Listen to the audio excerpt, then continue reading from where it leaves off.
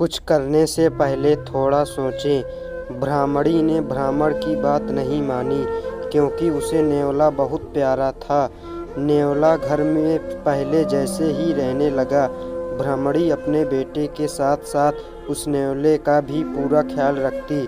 धीरे धीरे समय गुजरने लगा। एक दिन ब्राह्मणी पास के कुएं से पानी लेने गई।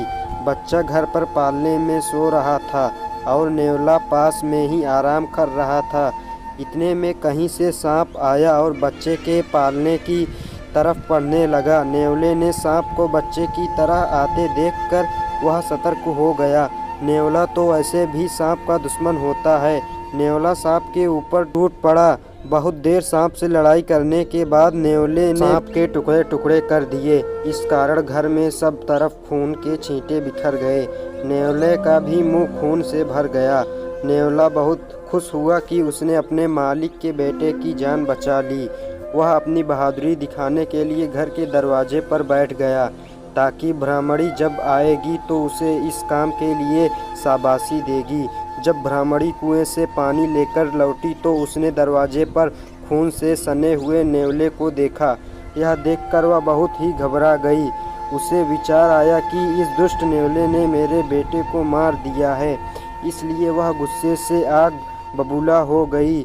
उसने अपने पानी से भरे हुए घड़े को न्योले के ऊपर जोर से पटक दिया। न्योला तुरंत ही मर गया। ब्राह्मणी रोती हुई घर के अंदर भागी। अंदर उसने देखा बच्चा तो आराम से पालने में सो रहा था और पास में ही मरे हुए सांप के टुकड़े पड़े हुए थे। यह देखते ही उसने अपनी भूल मालूम हुई। ब्राह्मणी अब पछताने सांप के टुकड़े पड़े हुए थे। यह देखते ही उसने अपनी भूल मालूम हुई। ब्राह्मणी अब पछताने लगी कि न्योले के अच्छे काम के बदले मैंने उसकी जान ले ली। ब्राह्मण जब शाम को घर लौटा तो उसे सारी बात बताई। उसने ब्राह्मणी से कहा, बिना सोचे विचारे जो काम किया जाता है उसका ऐसा ही परिणाम होता है।